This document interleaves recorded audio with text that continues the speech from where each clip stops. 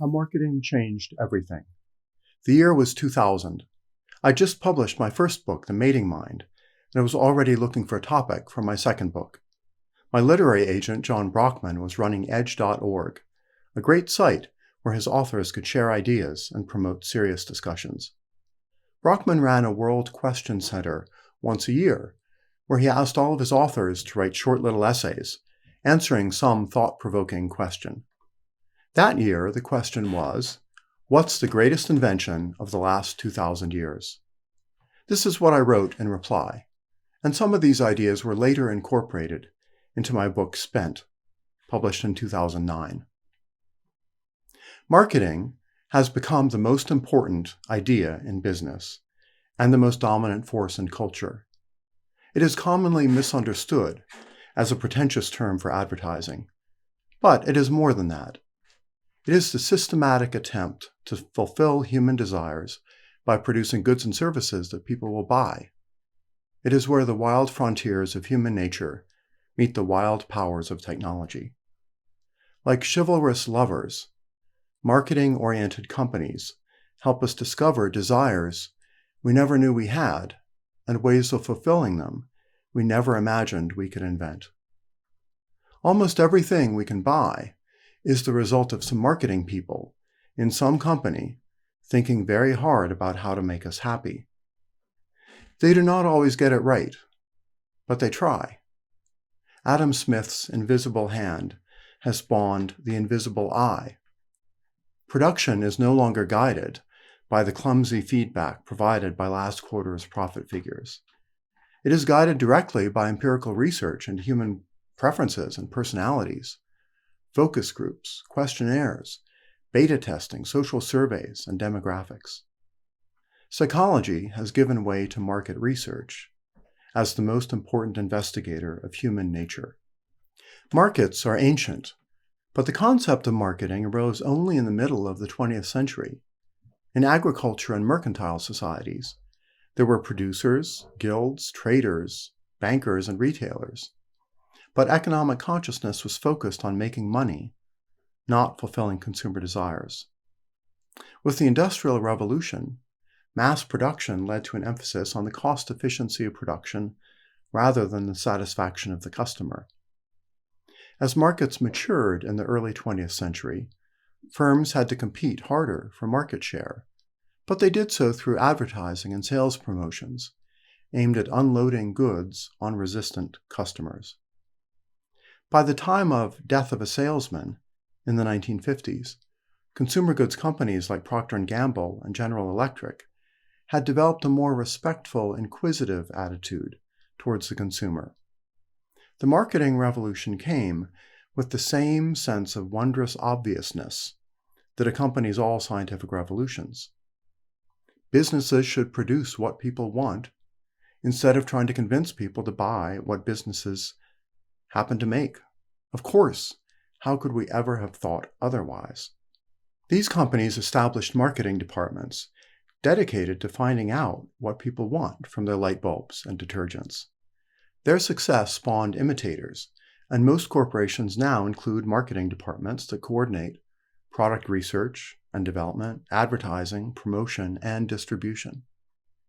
As marketing executives were promoted to CEO, some firms adopted the modern marketing orientation, in which everything the firm does is aimed at making profits by satisfying consumers. This was the invisible revolution in the 1960s. It did not get the same press as the civil rights movement, the sexual revolution, the hippies, the New Left, feminism, or environmentalism. But, unlike the countercultural revolutions, this marketing revolution radically changed the way businesses work, and it is still underway. The marketing orientation has become common in companies that make things for individual customers, like clothes, cars, televisions, and movies. It remains rare in heavy industry that produces steel, coal, oil, and paper, where the immediate consumers are other businesses. Yet, the marketing orientation is also poorly developed in most service industries, such as banking, law, government, the police, the military, medicine, charity, education, religion, science, and the arts. We may not even think of some of these as service industries, but until we do, they will not bother using market research to shape their services to our desires. The transition from the production orientation to the marketing orientation is still going on.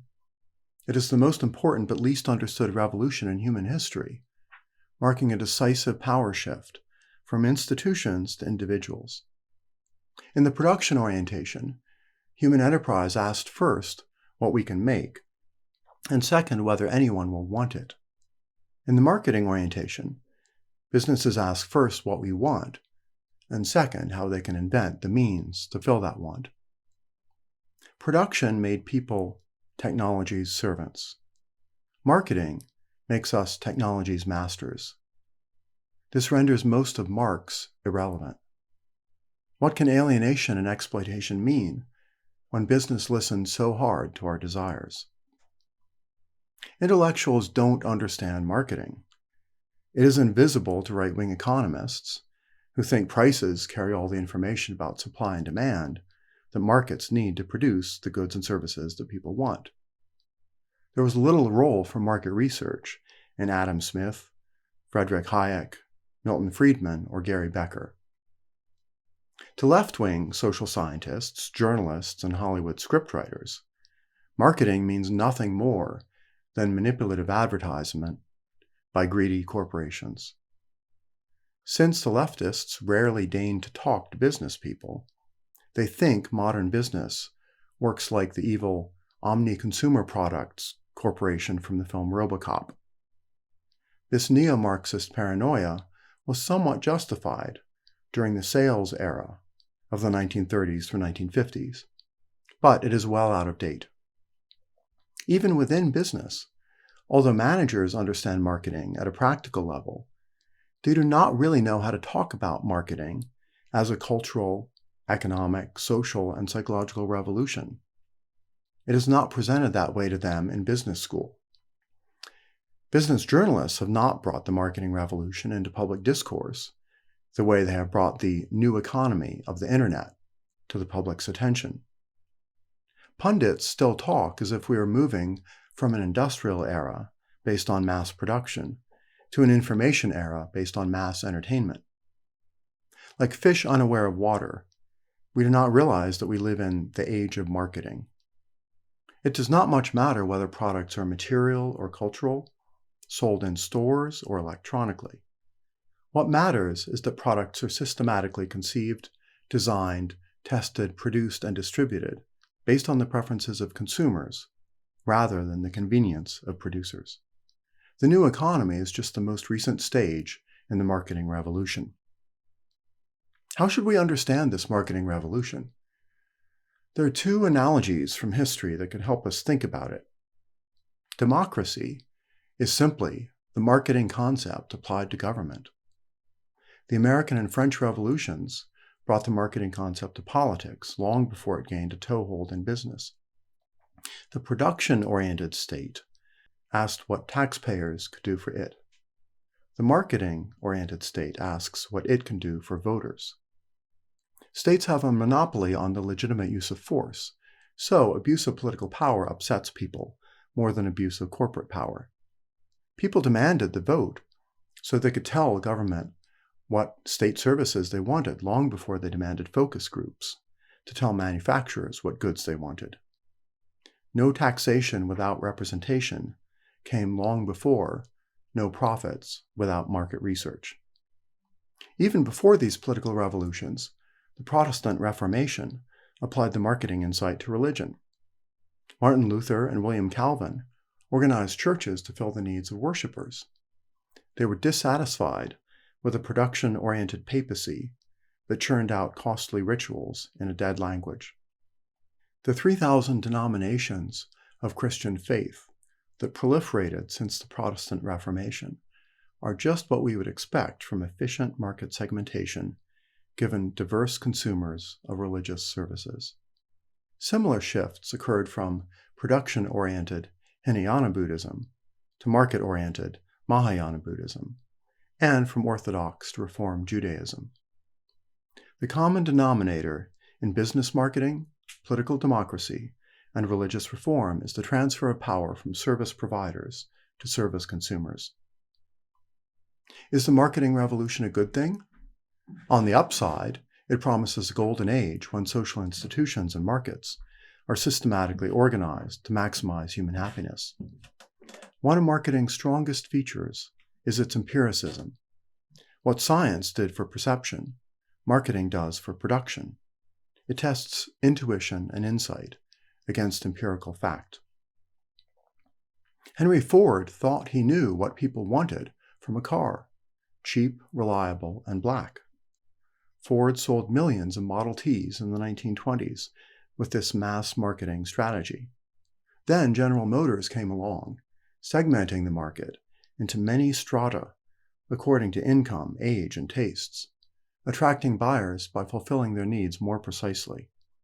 Now, all car companies work very hard to find out what people really want from cars, and they try to build cars to fit the preferences.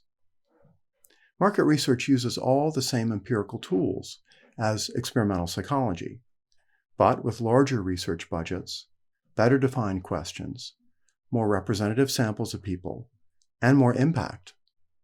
Ideally, marketing's empiricism works like Rogerian psychotherapy. It holds up a mirror to ourselves, reflecting our beliefs and desires, so we can recognize, remember, evaluate, and even transform them. On the downside, marketing is the Buddha's worst nightmare. It is a veil of Maya, made scientific, and backed by billion-dollar campaigns. It perpetuates the grand illusion that desire leads to fulfillment. It is the enemy of human consciousness, because mindful consciousness is content with its own company and needs nothing from the world. The trouble is not that marketing promotes materialism. Quite the opposite. It promotes a narcissistic pseudo-spiritualism based on subjective pleasure, social status, romance, and lifestyle. The product's mental associations become more important than its physical qualities. A world run by marketing to fulfill consumer desires could easily transmute into a virtual reality where neither products nor consumers require any physical basis at all. Marketing's logical culmination would not be crass materialism, but a seductive immaterialism of the sort portrayed in the recent film The Matrix. Enrico Fermi famously asked why, if alien technological civilizations are so common, they have not yet contacted Earth. Perhaps they're too busy filling out virtual questionnaires regarding virtual products that they can enjoy through virtual senses, while their brains rot in vats tended by rusting robots. Runaway marketing, not nuclear war, may be the most common extinguisher of intelligent life in the universe. Marketing brings more immediate problems. Like democracy, it forces intellectual elites to confront our patronizing attitudes towards the masses. Elites do not always like companies and states that provide what the people want. Consumers may want sweets, fats, and sugars, cigarettes, beer, and marijuana, motorcycles and handguns, porn videos and prostitutes, breast implants and Viagra, Baywatch and TV gladiators, gas-guzzling, pedestrian-squashing SUVs. If everybody voted, they might want the death penalty, prayer in schools, book burning, ethnic cleansing, fascism. Plato recognized the political tensions between democracy based on universal suffrage and the utopian visions of well-intentioned elites. His ideal of the philosopher king was one of the first explicit rejections of the marketing orientation as a basis for society. The same tensions arise when marketing allows people to take control of the means of production. Marketing, like democracy, is anti-arrogance, anti-power, and anti-idealism. It replaces paternalistic, progressive visions based on the illusion of popular consent with the reality of a world shaped to fulfill ordinary human desires. For the elite, marketing's populism can be an alarming prospect. It is tempting to ignore the marketing revolution, to naively propose that the most significant revolutions of the last millennia have been technological innovations that expand production abilities, or scientific ideas that inform elite ideals. We ignore the marketing revolution because we are terrified of a world in which our elite ideals lose their power to control the fruits of technology. Marketing threatens to put infinite production ability in the service of infinite human lust, gluttony, sloth, wrath, and vanity. Or is our fear at that prospect just another self-deceptive rationale for holding power? Cultural elites usually take a dim view of uncultured human nature to justify denying the power of choice to ordinary people. Fear of an economy based on market research, like Plato's fear of democracy based on universal suffrage, is based on contempt for our species. Elites hate to recognize the marketing revolution because they hate to admit that contempt. Marketing is the most important invention of the last 2 millennia because it is the only revolution that has ever succeeded in bringing real power to the people. It is not just the power to redistribute wealth, to split the social cake into different pieces. Rather, it is the power to make our means of production transform the natural world into a playground for human passions. Marketing is not just the icing on the material world. It has become the recipe, the kitchen, and the cook.